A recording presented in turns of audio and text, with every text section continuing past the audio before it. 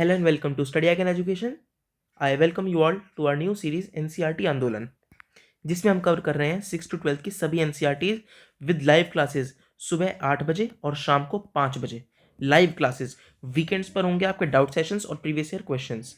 अभी फिलहाल हमें क्लास 6 की polity social and political life part 1 के चैप्टर 8 रूरल लाइवलीहुड पर। बट उससे पहले अगर आपने अब तक हमारे चैनल को सब्सक्राइब नहीं किया है स्टडी आइकन एजुकेशंस को, तो उनको सब्सक्राइब करना। टीम स्टडी आइकन एजुकेशंस लेके आया एक फ्री इनिशिएटिव एनसीईआरटी आंदोलन, जिसमें हम 6 to 12 की सभी न्यू एनसीईआरटीज, ओल्ड एनसीईआरटीज और जो भी एनसीईआरटी से रिलेटेड बुक्स होंगी, तमिलनाडु बोर्ड्स की बुक्स, सतीश चंद्रा, बिपिन चंद्रा, आर.एस. शर्मा और अर्जुन देव जैसी बुक्स, तो जो भी रिलेवेंट बुक्स होंगी यूपीएससी की, ठीक है, वो हम कवर कर रहे होंगे। नाउ ये है चैप्टर 8। अगर आपने चैप्टर 1 से 7 तक नहीं देखा है ना, तो आप हमारे चैनल पे विजिट कर सकते हो, देख सकते हो। हमने पूरी प्लेलिस्ट बना रखी है उसके लिए। हम डेली क्लासेस लेकर आते हैं लाइव, ठीक है, तो उसमें आप हमारे साथ जुड़ सकते हैं। और अगर आपका मन करे ना, तो आप हमारे टेलीग्राम चैनल पर भी जुड़ सकते हो हमसे, स्टडी आइकन एजुकेशंस। और एक बार स्पेलिंग ध्यान रखना, एंड में जेड है, ये जेड आपके लिए लगाया जिससे कि आपको इजीली हमारा चैनल मिल सके। आज की क्लास का link, class notes, hand written notes, toppers notes, इसके अलावा पीडीएफ, समरीज, जो भी इंपॉर्टेंट अपडेट्स होंगी और जो भी इंपॉर्टेंट रिसोर्सेज होंगी, वो फ्री ऑफ कॉस्ट आपको मिलेंगी हमारे टेलीग्राम चैनल पर। टेलीग्राम चैनल को ज्वाइन करने की ना कोई कॉस्ट नहीं है, कुछ नहीं है, सारी चीज़ें मैं प्रोवाइड कराऊंगा। और अगर आप कुछ डिमांड भी करते हैं ना, तो हम वो भी, उसकी पीडीएफ भी प्रोवाइड कराएंगे आपको। तो आप हमारे चाहें तो टेलीग्राम चैनल पर भी ज्वाइन कर सकते हैं, लिंक डिस्क्रिप्शन और पिन कमेंट में है। और अगर लिंक बाई चांस काम नहीं करता, जो कि टेलीग्राम में होता है, काफ़ी क्रिएटर्स के साथ ऐसा हो जाता है, तो इट्स ओके, आप चाहें तो हमें सर्च कर सकते हैं जाकर स्टडी आइकन एजुकेशंस, और एंड में जेड ज़रूर लगा लेना। बढ़ते हैं आज के लेक्चर पे। जब मैंने पिछला लेक्चर लिया था अर्बन एडमिनिस्ट्रेशन, तो मैंने उसमें बताया था कि हमने गवर्नमेंट के एस्पेक्ट पे तो अर्बन और रूरल इनकी बात कर ली, बट अब हम करेंगे रूरल की और अर्बन की बात सिटीजन्स के एस्पेक्ट पर। अभी हमने बात करी थी लोकल गवर्नमेंट के ऊपर, ठीक है। गवर्नमेंट के 3 स्टेजेस मैंने बताए थे। पिछले लेक्चर नहीं देखा है ना, तो देख लो भाई, फ्री ऑफ कॉस्ट पड़ा है, और आगे के लेक्चर्स के लिए हमारे साथ जुड़ भी जाओ। तो मैंने बताया था नेशनल लेवल की गवर्नमेंट, फिर स्टेट लेवल गवर्नमेंट, और फिर आती है लोकल लेवल या फिर सेल्फ गवर्नमेंट, ठीक है। तो जो लोकल लेवल की गवर्नमेंट थी ना, उसके एस्पेक्ट पे हमने रूरल और अर्बन के बारे में हमने बात कर ली थी। अब हम सिटीजन्स के एस्पेक्ट पे करेंगे। And as you all know, क्योंकि आप यूपीएससी एस्पिरेंट्स हो, तो मैं इतनी तो उम्मीद करता हूँ कि आपको पता होगा कि सिटीजन्स के एस्पेक्ट पे जो होता है ना, उसको कहते हैं लाइवलीहुड। तो आज हम बात करेंगे रूरल लाइवलीहुड की, ठीक है। अब जो हमारा चैप्टर है रूरल लाइवलीहुड, हर बार की तरह आपने मेरे पिछले लेक्चर्स अगर नहीं देखे होंगे ना, तो वो देखना, उस पर भी मैंने आपको ये बात बताई। और जब पढ़ाया भी है ना, तब भी आप नोटिस करोगे कि जो एनसीईआरटी है ना, वो किसी भी चीज़ को ना एक स्टोरी के फॉर्म में बताता है। हर कॉन्सेप्ट को, हर टॉपिक को एक स्टोरी लाइन बनाकर एक स्टोरी के फॉर्म में ही समझाएगा हमेशा, ठीक है। तो आज भी ऐसी करा एनसीईआरटी ने, मैंने नाम जान के लिख ली, क्योंकि ये देखो यार, नाम वगैरह ना एकदम याद नहीं रहते, कौन लोग हैं क्या हैं, है ना। तो एनसीईआरटी ने कुछ चीज़ें बताई हैं रूरल लाइवलीहुड के ऊपर, ठीक है, रूरल लाइवलीहुड। तो इसके ऊपर हम डिस्कशन करेंगे एग्जाम्पल्स की हेल्प से। तो स्टोरी है हमारे पास, क्या स्टोरी है? एक तो ये कपल है, ओ आई एम सॉरी या सो एक तो कपल है तुलसी और रामा, एक तो इनकी स्टोरी है। दूसरा कपल है रामलिंगम और करुथमा, ठीक है। तीसरा कपल है परिवेलन और अरुणा, और एक है शेखर, ठीक है। अब देखो, सबसे पहले हम ये पढ़ेंगे तुलसी और रामा के बारे में, दूसरा हम पढ़ेंगे शेखर के बारे में, तीसरा हम पढ़ेंगे रामलिंगम और करुथमा के बारे में, और फिर परिवेलन और अरुणा। मैं इनके बारे में बता दूंगी लोग कौन कौन है, और हम अलग अलग पढ़ने के वाले हैं। देखो, हमने चैप्टर 1 पढ़ा था, याद हो अगर आपको, ठीक है, डाइवर्सिटी। हमने चैप्टर के बारे में पढ़ा था डाइवर्सिटी इन इंडिया। मुझे चैप्टर का नाम एग्जैक्ट याद नहीं है, बट हाँ, उसकी जो मेन मोटिव था वो ये था, डाइवर्सिटी इन इंडिया, कि हमारे देश में कितनी डाइवर्सिटी है, उसके ऊपर हमने पढ़ा था। तो ये भी यही दिखाता है कि देखो हमारे देश में ना कितनी डाइवर्सिटी है। और चैप्टर 2 क्या था, अभी समझाता हूँ। चैप्टर 2 था डाइवर्सिटी एंड डिस्क्रिमिनेशन। जो डाइवर्सिटी है ना, उसकी वजह से डिस्क्रिमिनेशन कैसे क्रिएट होता है। तो इस चैप्टर में डिस्क्रिमिनेशन किस वजह से आता है? अब वो आता है स्टीरियोटाइप की वजह से। इसके ऊपर हमने बात करी थी। लेक्चर नहीं देखा है तो देख लो, बिल्कुल देख लो। अगर कॉन्टेक्स्ट समझ में ना आए ना, तो चैप्टर देखने ज़रूरी है। तो स्टीरियोटाइप की हमने बात करी थी कि कैसे हम किसी के बारे में ना एक स्टीरियोटाइप बना लेते हैं, एक धारणा बना लेते हैं कि ये तो पर्टिकुलर बंदा इसी टाइप का है। जब मैं टीचर की बात करता हूँ ना, तो सबके दिमाग में कहीं ना कहीं फीमेल आती है। नर्स की बात करता हूँ तो फीमेल आती है। बिजनेसमैन की बात करता हूँ, चलो वो उसमें मैन लग रहा है तो इसलिए आ जाएगा, बट बिजनेस के साथ मैन क्यों लगता है हमेशा, विमेन नहीं लगता है ना। इसके अलावा मैं आर्मी के बारे में बात करूँ, आर्मी पर्सनल कहूँ, आर्मी ऑफिसर कहूँ, तो क्या आएगा दिमाग में, यही आएगा, मेल। क्यों क्यों नहीं हो सकता, टीचर एक मेल भी तो होता है, नर्स भी मेल होता है। तो ये होता है स्टीरियोटाइप, हम एक स्टीरियोटाइप क्रिएट कर लेते हैं। तो इसी स्टीरियोटाइप को सबसे पहले हमें नज़रअंदाज करना पड़ेगा आज। क्यों, एक स्टीरियोटाइप विलेज के बारे में भी तो है। क्या है वो स्टीरियोटाइप विलेज के बारे में, कि वहाँ पे सब लगभग फार्मर्स होते हैं, गरीब होते हैं, है ना, यही तो स्टीरियोटाइप है विलेज के बारे में। सबसे पहले तो इसको साइड कर दो, हर जगह हर प्रकार के लोग होते हैं। तो एक जब विलेज होगा ना, तो उस विलेज में देखो फार्मर्स तो डेफिनेटली होंगे ही, है ना, फार्मर्स तो होते ही हैं। साथ में अलग लोग भी होंगे जो और अलग काम कर रहे होंगे, किसी की दुकानें होंगी, है ना, कोई मजदूरी करता होगा, कोई सब्जियां बेचता होगा, कोई फिशिंग में भी होगा, है ना, बिजनेसमैन होंगे, ठीक है, टीचर्स होंगे, नर्स होंगी, बार्बर्स, पॉलिटिशियंस होंगे, पंचायत वगैरह हमने पंचायती राज में पढ़ा था हमने, है ना। तो अलग अलग टाइप के लोग होंगे ही होंगे।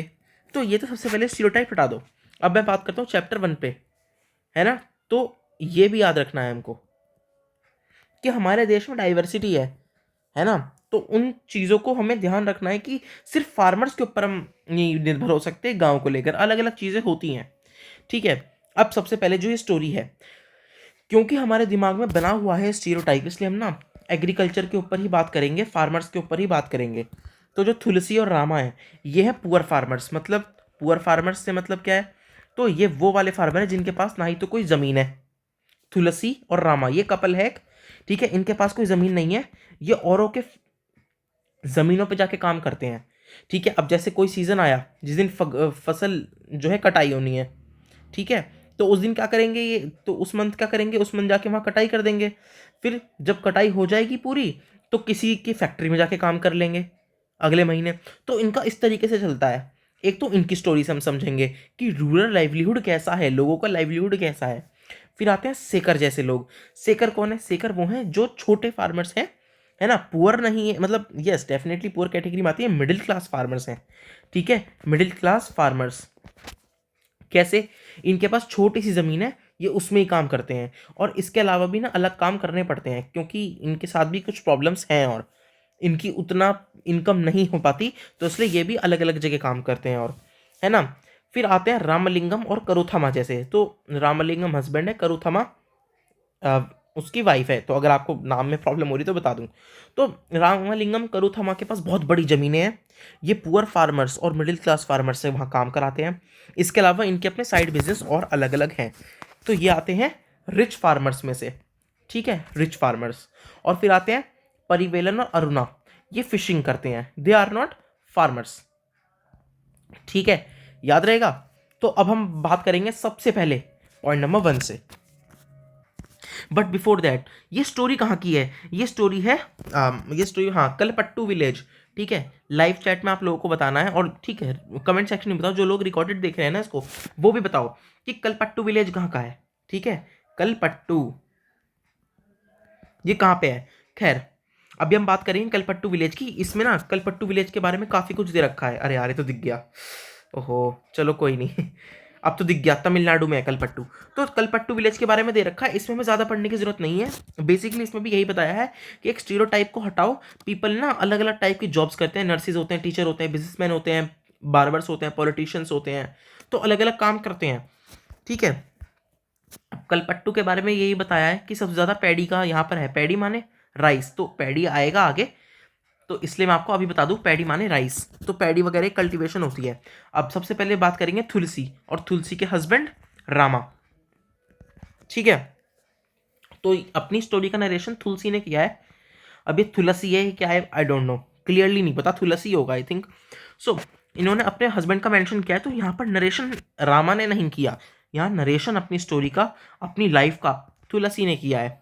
तो तुलसी क्या बताती हैं, तुलसी बताती हैं कि ये रामलिंगम जो है, जो पैसे वाला है ना रामलिंगम, हाँ, उसके यहाँ काम करती हैं, ठीक है। ये सुबह 8 बजे 8:30 से 4:30 तक काम करती हैं, मतलब जब तक शाम हो जाती है ना, सुबह से। तो रामलिंगम क्या है, रामलिंगम के पास ज़मीन है, बहुत बड़ी ज़मीन है रामलिंगम के पास, और हमारा जो काम है वो सुपरवाइज करती है रामलिंगम की वाइफ करुथमा। मैंने बताया ना ये रिच फार्मर्स हैं, ठीक है, उनकी वाइफ ये हमारा काम सुपरवाइज करती हैं। इनको 40 रुपये मिलते हैं दिन के, ठीक है, 40 रुपये मिलता है दिन का। इसके अलावा तुलसी को घर पे आके भी काम करना पड़ता है, जैसे जैसे वो सुबह के टाइम तो पानी लेके आती है, वाटर, ठीक है, पानी भर के लाती है। उसके अलावा उनको कुकिंग करनी होती है, उसके लिए वुड्स भी लाती है। तो आप जैसे देख रहे हो ना कि 8:30 से 4:30 काम करती है, पूरे दिन काम करती है। इसको फूड्स वगैरह बनाना होता है ना। इसकी 2 बच्चियां भी हैं, उनको देखना होता है, वो भी स्कूल जाती हैं, ठीक है, 2 लड़कियां हैं इनके। और भी जो हाउस होल्ड वर्क है ना वो ये करती है। अब जो इसका हस्बैंड है रामा, या पता नहीं आप इंग्लिश में लिखा है तो कहीं राम ना हो, है ना, तो हम रामा कंसिडर करेंगे।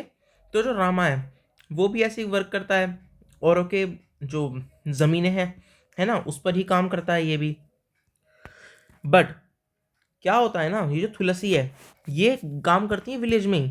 बट कई बार जैसे क्या होता है, सीजन ऑफ हो जाता है, उस टाइम फील्ड्स पर ज़रूरत नहीं होती काम की, तो ये क्या करता है रामा, ये कहीं और आउट ऑफ सिटी चला जाता है काम करने के लिए। अब तुलसी ने एक और बात बताई, तुलसी ने ये बताया कि इसको कम वेज मिलते हैं यहाँ काम करने के, सिर्फ 40 मिलते हैं। जो उसका होम टाउन है ना वहाँ पे ज़्यादा मिलते हैं, बट ये वहाँ जा नहीं सकती। क्यों? क्योंकि रामलिंगम अगर ये कहीं बाहर जाएगी ना तो रामलिंगम ना इसको अगली बार से नहीं बुलाएगा, वो तो किसी और को बुलाएगा। और रामलिंगम ना सबसे अच्छा है उन सब में, बाकियों में वो ठीक है। क्यों? क्योंकि वो बाहर से और चीप लेबर नहीं ढूंढता, जैसे बाकी जो बड़े फार्मर्स हैं ना, रिच फार्मर्स हैं, वो तो बाहर से ढूंढते हैं, ये बाहर से नहीं ढूंढता। तो ये एक रामलिंगम के बारे में सही बात है।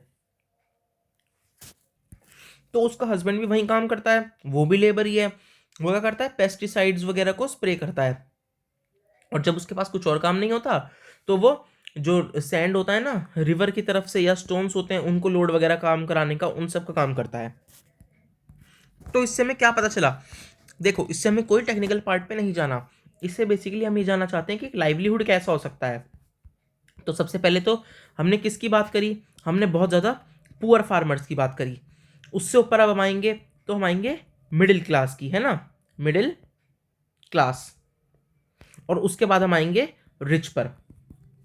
तो अब बात करते हैं मिडिल क्लास की। और मिडिल क्लास में मैंने आपको बताया था शेखर है। तो शेखर क्या है, ये एक इसके पास भी एक छोटी सी ज़मीन है, ठीक है। अब ये जो इसके पास ज़मीन है ना उसमें भी इसको पेस्टिसाइड्स के लिए, फर्टिलाइजर्स के लिए, सीड्स के लिए इसको क्या लेना पड़ता है, लोन लेना पड़ता है ना। लोन पर लेता है या तो वही डायरेक्टली, या फिर वो भी लोन लेना पड़ता है। अब वो भी किससे ही लेता है, ये रामलिंगम जैसे लोगों से ही लेता है। और रामलिंगम जो है ना ये क्या क्या काम करता है, रामलिंगम की ज़मीन है, ये उस पर फार्मिंग करवाता है, प्लस उसकी एक राइस मिल है, क्या है, राइस की मिल भी है, प्लस उसकी सीड्स, फर्टिलाइजर, पेस्टिसाइड्स की एक शॉप भी है। तो इतना सारा कुछ है रामलिंगम के पास। तो ये क्या करते हैं, तुलसी वगैरह, ये रामलिंगम की फील्ड्स पे काम करते हैं। जो ये है शेखर, शेखर भी ज़मीन पर ही काम करता है, बट अपनी ज़मीन पर काम करता है। और कभी कभी ऐसा हो जाता है कि उसके पास कुछ करने को नहीं होता अपनी ज़मीन पर, तो उसको और एक्स्ट्रा अर्निंग चाहिए होती है, इसलिए वो क्या करता है, वो रामलिंगम के राइस मिल पर चला जाता है। उस टाइम पर उस महीने वो उसकी राइस मिल पर चला जाता है, उसी की दुकान से वो सीड्स और पेस्टिसाइड्स खरीदता है। कई बार क्या हो जाता है, उसकी जो ज़मीन होती है ना उस पर फिर भी कीड़े लग जाते हैं, या मॉनसून वगैरह की वजह से वो क्रॉप फेल कर जाती है। तो जो इसने लोन लिया था वो सारा का सारा वो डेब्ट में चला जाता है, ठीक है। और ऐसे ही करते करते 2-3 बार अगर ऐसा हो जाता है ना तो वो डेब्ट ट्रैप में फंस जाता है, ठीक है। ऐसे फार्मर्स डेब्ट ट्रैप में फंस जाते हैं, और तभी कहते हैं कि ये लोग डेब्ट ट्रैप में फंसे हैं और ये कभी नहीं निकल सकते। फिर वो कितना भी अर्न करें ना वो कभी निकल नहीं सकते डेब्ट ट्रैप में से। तो जो ये है शेखर, शेखर जैसे 100 बैग्स बनाए तो 100 में से 40 तो इसको देने पड़ जाते हैं। इसके पास 60 बैग्स बचते हैं मान लो, ठीक है, 60 बैग्स बचते हैं। तो उसमें भी क्योंकि इसके पास लोन्स वगैरह होता है तो ये उसको देना पड़ता है। क्यों? क्योंकि इसकी राइस मिल भी है, किसकी, रामलिंगम की राइस मिल है।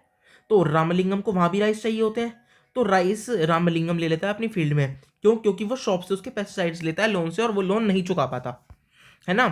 तो इसके पास कुछ ही बचता है बस अपने लिए, बट फिर भी इसको और लाइवलीहुड अपना बनाना है, अपना वो और मनी चाहिए जीने के लिए। तो ये क्या करता है शेखर, इसके पास एक काऊ भी है जो कि इसकी फैमिली देखती है, एक हाइब्रिड काऊ है जो दूध वगैरह देती है ना। ये वैसे दूध भी देते हैं और डेयरी वगैरह पर भी दे देते हैं दूध। तो दूसरा केस तो आता है मिडिल क्लास का शेखर जैसे।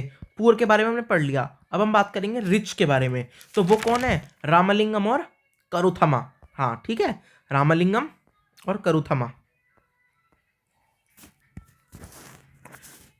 जैसे कि मैंने आपको बताया इनके पास क्या क्या है, लैंड्स है इनके पास, ठीक है, राइस मिल है और शॉप है, शॉप पेस्टिसाइड्स के लिए और जो भी अलग चीज़ें होती हैं, फर्टिलाइजर्स हैं, सीड्स हैं, है ना, उन चीज़ों के लिए। अब जो उनकी राइस मिल है, सबसे पहले लैंड पे तो वो काम करवाते हैं, उसको सुपरवाइज करती है उनकी वाइफ। अब एक उनकी राइस मिल है ना, वहाँ पर काम करते हैं, तो वहाँ पर उनके विलेज के लोग भी काम करते हैं सारे। और राइस कहाँ से लेते हैं वो राइस मिल के लिए?